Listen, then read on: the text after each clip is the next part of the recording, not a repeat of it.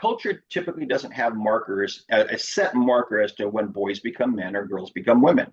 And so what do they offer? They offer false markers. Is it when you smoke a cigarette for the first time? Is it when you take drugs? Is it when you drink alcohol? Is it when you get drunk?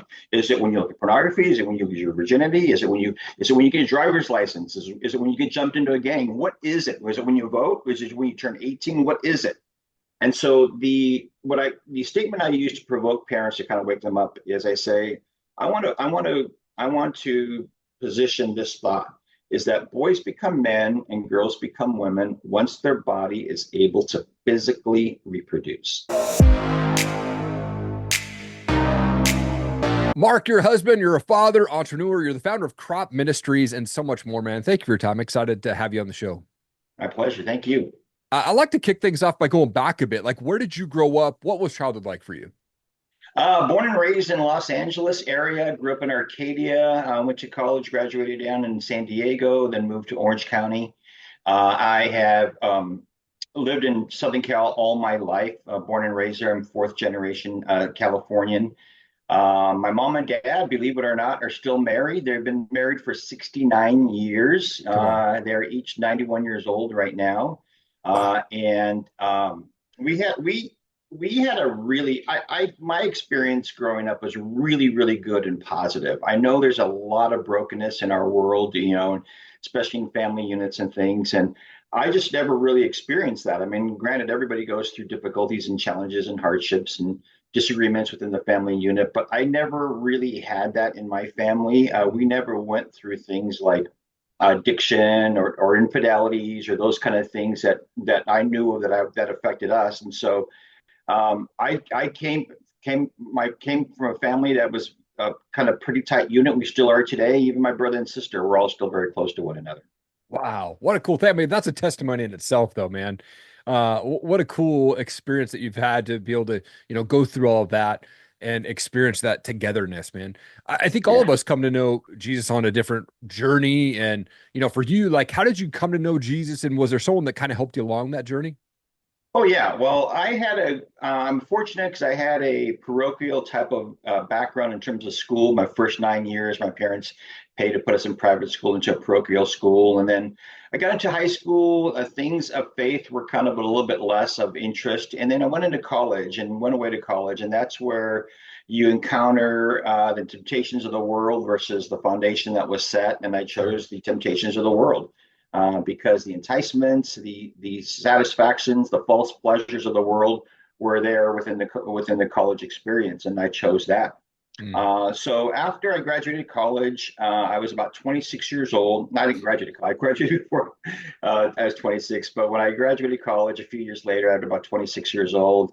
I really felt this emptiness in my life. I knew I had everything that the world could offer me for somebody my age. I had a good job, making good money, great health. I had a great girlfriend that I was dating for 2 years. We planned to be married, great friends.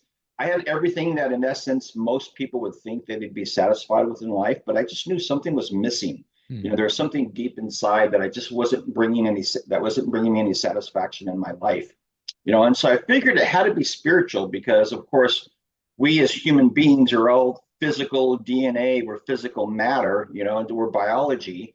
So what makes things so unique? What makes personalities and characteristics and life and love and what makes those so unique? So I figured it had to be something spiritual, and I knew I had no spiritual leanings at that time. So rather than just going back to my parochial upbringings, I felt I needed to find it in religion somewhere. So I started researching world religions. What do they believe? When did they start?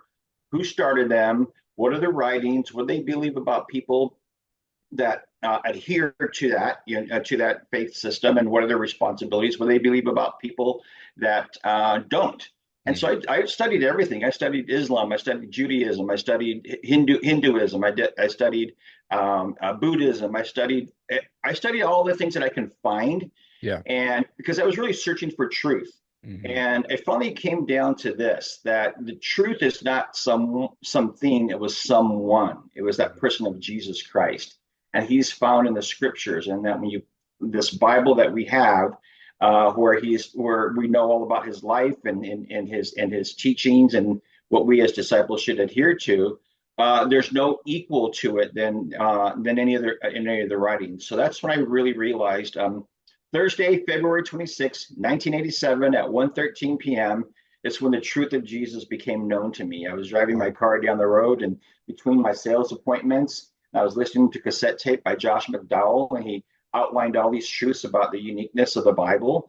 And it just hit me, and I realized, oh my gosh, this is true. This is true. And I'll never forget driving down the Interstate 10 freeway. For those of you who know the Los Angeles area, I just started crying. Just started crying Mm. because I realized what I was searching for, I had found it. And I didn't really know the gospel message in terms of things like, you're a sinner and separated from God, and you're either stand in judgment or you accept Christ. I didn't really understand those concepts. I just knew the truth that I was looking for as I finally found it. Mm. And it was in that person of Jesus. And that's what launched it. So when I was 26 years old back in 1987. Come on. It's such a powerful thing when we decide to step into that relationship with Jesus. I remember the moment that I gave my life to Jesus, and it was Easter 2004. And I just remember like having this weight lifted off my shoulders, but it was like another week later. I remember being in my apartment, just falling to my knees and just booger crying, just full of like feeling the shame start to fall off, right? Like starting to go through all that craziness that I went through, it led me up to that point. And man, Yeah. that relationship, when you step into it, it's so powerful. Yes, for sure. I want to talk about your amazing ministry called CROP Ministries, man. For those who don't know what this is, like, give me the lowdown. What is CROP Ministries? How did it all come together? Perfect. Okay, so CROP stands for Christian Rite of Passage. That's where the term crop comes from. Most people are familiar with the Rite of Passage in a Jewish bar mitzvah. A bar mitzvah is a rite of passage for Judaism. So kind of imagine that within the Christian community.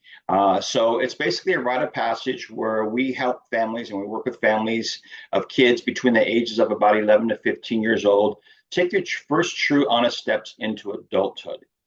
So how it all came about is my oldest daughter, who's now 26 years old, was 12 years old, about to turn 13. And she asked me one day, what are you going to get me for my birthday? Which I love that question from a daddy's daughter, right? What are you getting me for my birthday, Dad? Yeah. And I had just finished reading this book. I knew we were going to have this conversation, so I brought my show and tell visual here. I just finished reading this book called Already Gone: Why Your Kid Will Quit Church and What You Can Do to Stop It. Wow. It's written by Ken Ham, who's founder of Answers in Genesis, and Britt Beamer. And it's a research book. And they researched and studied thousands of kids, or not kids, but thousands of people that grew up in the Christian church, went to Sunday school, went to youth group, everything else. And they discovered by the time they reached their mid to late 20s, 3 out of 4 of them had disengaged from the church. Wow. A 75% failure rate within Christians with raising their kids and helping them get their faith to stick. And it went on to discuss, when did it start and what were the influences? It started in middle school, which is, of course, when young kids go through puberty. And the influences were, as it's the age where kids became more aware of the world and elements of the world. And of course, temptations of the world came their way. Mhm. So when she asked me what I'm going to get her for her birthday, I said, you know what? I wanted to do something for your birthday. I just didn't get a chance to do it. And I explained to her rites of passage and what they were and how I didn't find anything comprehensive within the Christian community that was like a bar mitzvah. And I said, so I'd like to take you through a Christian rite of passage program. Would you like to do that? And a little bit to my surprise, she said, yes. And I'm like, great. She says yes, and I really got nothing. So I had nothing. I had Yeah. no content, no material, nothing, just this idea. And so I just felt like over the next 3 days, I kept hearing the voice of the Lord saying over and over again, invite others, invite others, invite others. Mm. So I went back to her after a few days and said, remember we talked about this rite of passage program? Yeah. I just feel like God's telling me that we should invite other people, such as your friends, and to go through this program as well. Do you think you would like to do that? And again, a little bit to my surprise, she said yes. And I'm like, double uh-oh. I've got still have nothing in terms of Yeah. any content, but now I'm going to have accountability because I have these things to discuss. And so I started writing down things that I felt were important to teach her and talk to her about. And then over the next few weeks, whenever I would come across somebody who was either in their late teens to maybe somewhere in their 20s, they said, hey, can I ask you a couple of questions? He said, sure. I said, first question is, do you remember when you were this age, 12, 13 years old? Yep. What did your parents talk to you about that you're glad that they did? And they would say, oh, this, and this, and this. Okay, great. Second question. What didn't they talk to you about that you wish they had? Oh, this and this and this and this and this and this. So all these topics I started writing down in this list, and I came together and invited her friends with their parents and said, hey, I have this idea. And I just explained like I explained to you. I think we should meet once a week for a couple of hours. Here's this list of topics, and we just teach and mentor our daughters on it. And you don't have to do anything. Just show up, bring your kid. I'll do all the heavy lifting. Does anybody want to do that with us? Because even if nobody does, I'm still going to do it anyways for my daughter. Yeah. And we had some families that said, yes, great. So we picked a start date and I put them all the topics in order. And every week I would pray, I would study, I would research, and I would write, whatever that topic was. And so that was our lesson. That was our lesson for that week. Well, as we were going through this week by week, the families that were involved in it would start telling their kids, or not telling their kids, telling their friends, oh, we're doing this Rite of Passage program with our daughter. And those families would say, I want to do something like that for my kid. And so what happened is when we finished that group, we started another group, same type of thing. I want to do that with my kids. So we finished that group, we started another group, and now that is what's become CROP Ministries. Come on, man, that's awesome. And you weren't always in CROP Ministries. Like, you spent a lot of your career in mortgage industry. Like, what was that pivotal moment for you when you just were prompted to kind of like, you felt the Lord saying, hey, we're going to leave the mortgage industry. We're going to go all in on CROP Ministries. What was that experience like? Yeah, well, good question, because this kind of ties back into that perfect timing that God has always had in my life. I mean, oftentimes we look back and say, Lord, where are you? Where are you working? What do you want me to do? Oftentimes that's kind of our call or our cry to Him. And Yeah. when this all came to being, I had just come off of staff. I had come from the marketplace, 16 years in the business world, into full-time ministry. I had my pastoral ordination. I worked 2 years full-time at a church and then 5 years part-time at another church. And then we exited that. And that's when I recently started getting into doing mortgages. And I felt like everything God had sown into me in terms of giftedness, I was wasting, because we had finished that church. We weren't plugged in. For the first time in my life, I had not been plugged into my Christian life. I had not been plugged into any church. I did not have my roots set anywhere. And I knew what He had given me in terms of my heart, my passion, and those kind of things. And I felt like I was totally squandering that. And I really felt like, God, if I were to stand before Jesus, that I would hear the words, nice try, good and faithful servant. Yeah. And that really haunted me. I didn't want nice try. I wanted to hear, well done.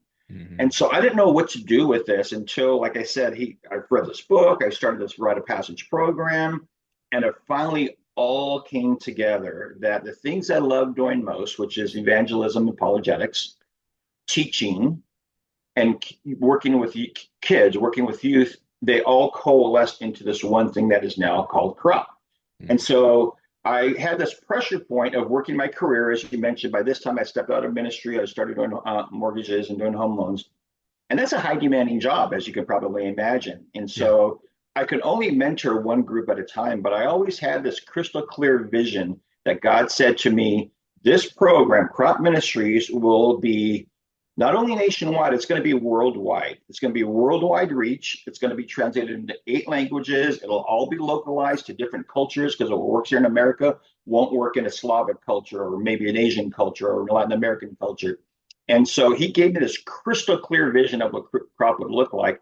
But I had this pressure point between earning money, providing for the family, and doing what my heart was. And so I always knew one day I would venture into CROP. And so last year, August of 2023, is when that time came. And I finally retired from my 19-year career in mortgage to do CROP full time. And since that time, I've been able to scale. I've added more groups. I've been able to train other leaders to lead their own families. And so it's not dependent upon me leading the groups. So I have other groups going on right now where other dads are mentoring small groups. I wrote a book. Again, visual aid, show and tell. I wrote a book during that time about fatherhood advice called The Father Story, Life Lessons from My Dad to You. I co-wrote that with my daughter. I became a columnist in our local newspaper, so I wrote a column, Rites of Passage. And so this whole thing has transitioned for me, and I'm just totally delighted where the path that God has us on right now. Come on, man, it's so good. And I do have your book here. You signed a copy of it for me. It's an amazing book. Really, really excited to Cool. chat more about that too. But man, you get to meet a lot of people in doing what you're doing. You get to meet a lot of the leaders that are pouring into their kids. What do you Yep. think is the greatest lesson that God has taught you through the leadership of the people that you've met during CROP Ministries? So it's kind of funny because when I share people what I do with crop, I usually get two responses. I get either, man, I wish I would have had that when I was growing up, or man, I wish I would have had that for my kids when they were that age. And Mm, so nobody disputes or denies the importance of a rite of passage for young people. yeah. And so I'm amazed at how much people open up their stories of their lives, stuff that you would never have in a conversation, but really deep um, wounds, deep trauma that people have experienced, and they share that with me because they want me to use that to help, in essence, warn other people. And Mm, so, I think the biggest lesson I would say, and this is the kind of the really pivotal thing, is that when we bring parents and teens together and we help them understand this is your first steps in adulthood, and you can't just let a week turn into a month, turn into a year, because your kids are transitioning. And you yeah. have to recognize this is a demarcation point where you have to recognize they are now young adults, and it's our job to mentor them into what it means to be adults, so that they'll have the best success in life and making decisions in life. Mm, So one of the things I share with parents, and this kind of blows them away, is I say our culture typically doesn't have markers, a set marker as to when boys become men or girls become women. And right. so what do they offer? They offer false markers. Is it when you smoke a cigarette for the first time? Is it when you take drugs? Is it when you drink alcohol? Is it when you get drunk? Is it when you look at pornography? Is it when you lose your virginity? Is it when you get a driver's license? Is it when you get jumped into a gang? What is it? Was it when you vote? Is it when you turn 18? What is it? And so the statement I use to provoke parents to kind of wake them up is I say, I want to position this thought is that boys become men and girls become women once their body is able to physically reproduce. Mm, When your body is able to create another human being, you have just been handed an adult responsibility. mm, Because if you don't manage that responsibility well, what does that lead to? Unplanned pregnancies, abortions, lots of damage, all kinds of things that just aren't good the way God intended. So, mom and dad, we need to recognize that this is the age where we need to graduate our sons and daughters from the children's table and bring them over to the adults' table. It doesn't mean that they're mature, because maturity is a lifetime process, lifelong process. yeah. But we have to recognize you're no longer a little child. I can't parent you as a 12-year-old the way I did as a 10-year-old, because that just doesn't work. And so when I provoke that in the thoughts of parents are like, oh my gosh, you're right, yeah. And so oftentimes parents are like, what happened to my 12 or 13-year-old is really acting differently than they did. Where's my little baby at? Well, they're growing up. They're different. They're taking their steps their first steps in adulthood, and you need to recognize it and help them through that. That's the biggest thing I would say that is the biggest learning for us all. Come on. I Mhm. love that. Love that. And do you call your groups that meet up? They're called crop circles, right? Correct. Yes. Come on. And that's just been exploding. You said nationally, globally. Like, how's that going? Yeah. So, like I said, we got our first groups that I've taught the teachers, taught the leaders, because we provide all the content. I've written all the curriculum. I've produced and filmed leaders guides, instructional information, how to put groups together, how to lead groups. I've recorded all that stuff and made it available so that any dad or even any mom, because a lot of dads aren't in the pictures. I've done grandma and grandpas where grandma Yeah. and grandpas are raising their grandkids because of things that happen with their own kids. They're unable to raise their own kids, so now they're raising their grandkids. Yeah. And so I recorded and filmed everything and produced all the workbooks so that all a dad or a mom or grandma or grandpa has to say is, I want to mentor my son or my daughter or grandson or granddaughter, and I want to do it. What do I do? Great. I'll equip them with all that. So that stuff is all done. That because the bottom line is, and what I share with families, I said, listen, we have to be willing to have those difficult discussions, those uncomfortable discussions with our sons and daughters, and teach them not what to think, but how to think. so that they can make good decisions and own those decisions because they've learned how to think.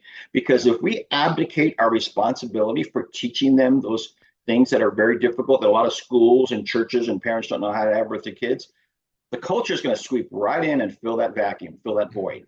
They Yep. will sweep right in with their message. And what is Mhm. the message of culture? Discouragement, depression, disappointment, deceit, deception, even death. But what Mhm. is the message of Christ? The message of Christ is that we would have life and have it abundantly, have it to the full, John 10:10. And Mhm. so the reality of our human experience is we are always competing between the message of culture and the message of Christ. And they are in polar opposites with one another.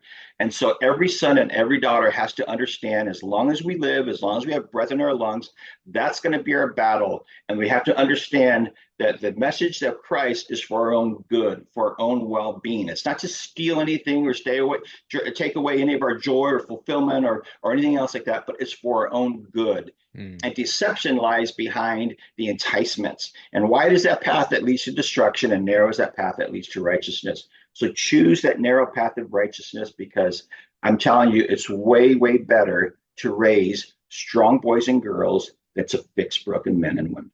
Yeah, man, so good, so true, man. I've seen that happen to a lot of people, and where they've gone taken the wrong path there. Yeah. For you, you wear a lot of hats. Your husband, father, grandfather, entrepreneur, like speaker, so much there. How do you ensure that your relationship with Jesus is really at the center of all these roles? Like, what standards and habits are you putting into place to maintain that balance? Oh, in my humanity, that's my own battle. Sometimes I struggle with that myself as well. Yeah. As oftentimes it's easier to preach the message than to live the message. And so Mm. I know the foundations of the pillars that you have to set your life on. And of course, it starts with this, right? Yep. Every day throughout the day. It continues on with prayer. It continues on with serving people. But I'm not great at that. Oftentimes I'm inconsistent on that. And Mm. so oftentimes when I'll feel like, man, I don't feel as close to God as I did at, any other time in the past, I might take my self-assessment. I say, well, if not, who moved? Mm. It wasn't God that moved. It was Yeah. me that moved. I'm the one that if I step away from this, if I step away from prayer, then I realize that I'm not leaning into the power and the strength he gives me through the Holy Spirit to accomplish these things. I mean, I'm Mhm. constantly discouraged by things that don't turn out in the way that I think they should, or in the pace or the time that I think it should. And I realize, am I putting this before the Lord? Am I asking him, hey, would you guide me on this? And making sure I'm constantly in my will. I fail at that all the time, and Yeah. so that's my own battle, that I continue on. So I don't have a solid solution in terms of my actual practices, other than I know what to do, but I don't always do it right. Mm. So That's a struggle. I think all of us men and women probably as well, but especially I think men and where we struggle with that is like we got to get consistent and we're not always going to feel like, man, God, I want this right now, like not on your yeah, time, right? So yeah, I it's true. understand that for sure, man. I mean, like you mentioned, you've put this book out with your daughter. What a cool thing that you guys did this together. Um, and I went to the release party and got to meet your daughter and hear her speak and hear her story. But for you, like, what was that experience like for you putting this book together? And for those who don't know, like, what's this book about? So it actually happened for Father's Day. My daughter actually gave me this book, this Mm, journal. It's yeah. called Your Father's Story, Dad, I Want to Know Everything About You. And so she was one day, I don't know where she was shopping, and she's like, what can I get for Father's Day? And so she got this journal, and basically it's a blank journal, which broken down into 6 sections about her family when you were young, your adolescent years, things you learned about life, growing older, and becoming a dad. These are the chapters. Mm, And so the top of each page has a question, and then for me to write the answer. So I thought, this is really cool. I'm going to do this. So I started out that night and answered my first question, and then the next day I did another question, and the next day I skipped a day, and then I wrote another question, and then 3 days went by, and then I wrote another, not question but answer and stuff. And I realized this was a lot harder to do than I thought. sure.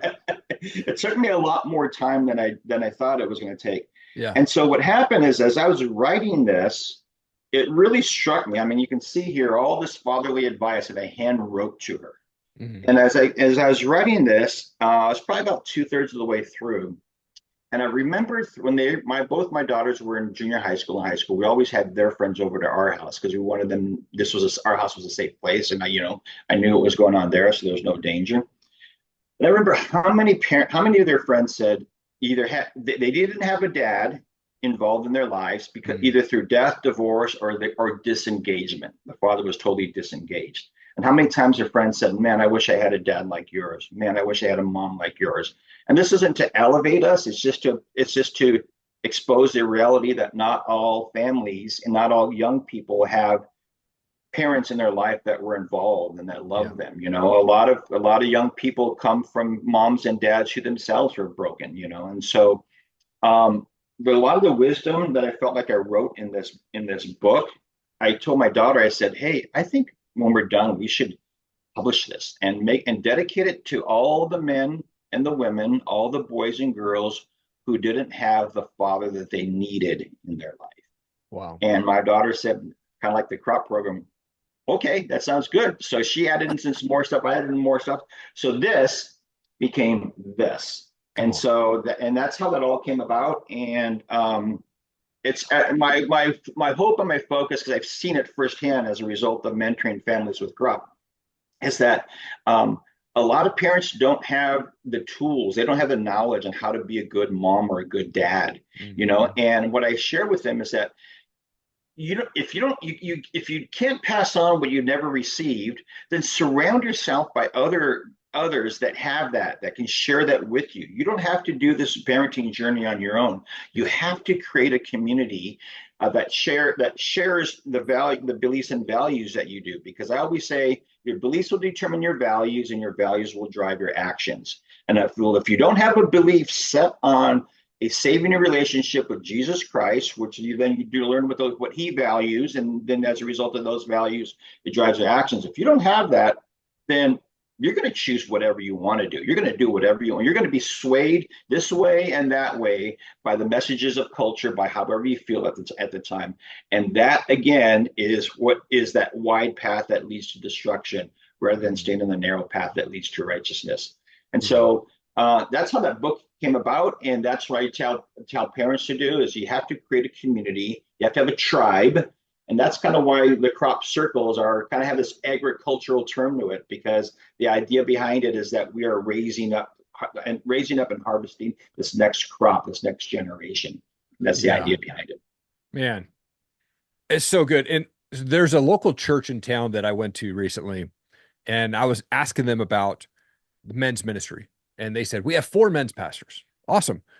But they don't believe in men's groups at Mm. all.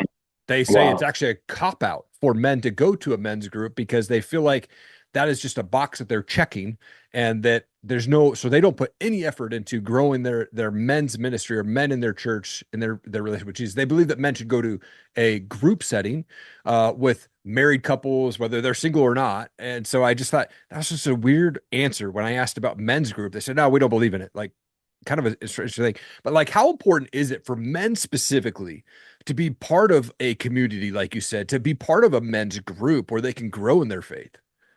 Yeah. So here's the reality, and you and I know this because we are men, so we're qualified to speak on this. Um, Men oftentimes have to display this persona of strength and direction and certainty and confidence and passion and growth and success and all this other stuff. But I'm a firm believer, just through my own years of experience, not just personal, but also the time I was in ministry and stuff. Men all harbor secret fears of being exposed. Yeah. So be exposed that we don't have what it's going to take when the time going gets tough. That we don't that we're posing in terms of our ability to be husbands or fathers or even good employees or business owners or whatever it may be. That we don't have our spiritual foundation set, and so we're not even convinced oftentimes that the spiritual precepts that God gives us, that we're totally woven into that we're not fully attached to the vine. And so we play this game, this facade that everything's cool and everything's good, you know, and the reality is, as I think for the vast majority of men, it's not. Right. So, you know, you can't address a problem unless you realize you have one. Yeah. And so the reality is we all have that, and we all need one another. We all need a tribe. You know, this is one of the things I share with the young people is that if you've ever been to like, you know, a African plain where the animals are running wild and stuff, and lions are on the prowl. They're looking for some prey, whether it's zebra or elk or whatever it is that they may be looking for. They never charge right in the middle of that group of that tribe, so to speak, because they know the adults will fight them off. Granted, they Yeah. don't have the teeth of a lion, but they have, or the claws, but they have their hooves. They'll fight them off, and they'll run. So Yeah. what the lion does instead is it circles, and it's prowling, and it's circling to find out who is the most vulnerable. And the two that are most vulnerable are the wounded and the young. Those are the two most vulnerable. And a lot of adults today are walking wounded, and they're very, very vulnerable. They're very vulnerable by the attacks of the enemy. Yeah. And the young just don't know any better. They think safety is in fleeing. They don't realize that the safest place they can be is right in the middle of the pack.